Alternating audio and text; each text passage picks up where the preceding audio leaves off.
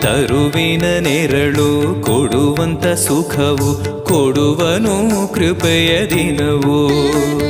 ಸ್ಥಿರ ಇರುವ ಮನ ಎನಗಿರಲಿ ಶರಣಾಗತಿ ಎಂದು ಬರಲಿ.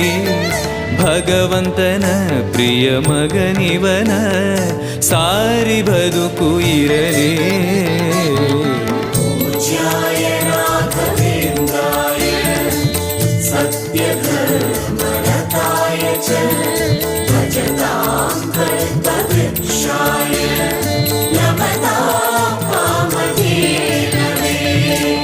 ಆಲಯವೆಂದರೆ ಮಂತ್ರಾಲಯವೇ ಬೇರೆ ನಾ ಅರಿಯಲಾರೆ. ರಾಜನು ಎಂದರೆ ಶ್ರೀ ಗುರುರಾಜನೇ ಮತ್ತು ನಾ ತಿಳಿಯಲಾರೆ. ಆಲಯವೆಂದರೆ